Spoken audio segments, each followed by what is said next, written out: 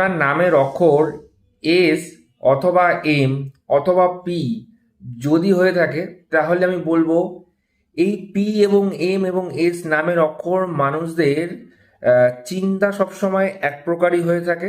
এরা সবসময় চেষ্টা করে কার কি জিনিসটা দরকার রয়েছে, সবসময় পাশে থেকে সাপোর্ট করে মানুষকে সাফল্যের দিকে এগিয়ে নিয়ে যাওয়া, সৎ চেতনা তাদের মধ্যে একটা থাকবে। আর পি নামের জাতক বা জাতিকারা কি হয়, তারা কোনো কিছু স্পষ্ট করে বলে দিতে পারেন। মানে একদম কোনো কিছু পিছনে কথা বলবেন না, সবসময় সামনেই কথা বলতে ভালোবাসবেন।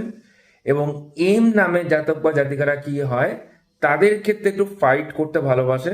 মানে তারা, আপনি কোনো খারাপ মন্তব্য করলে সেটা স্পটে তাকে বলুন, সে শুনবে। সে যদি কোনো ভুল করে থাকে সেটা সে কিন্তু ক্ষমা চেয়ে নেবে। এটা হলো এস এম পি নামের অক্ষর জাতক বা জাতিকাদের নেচার।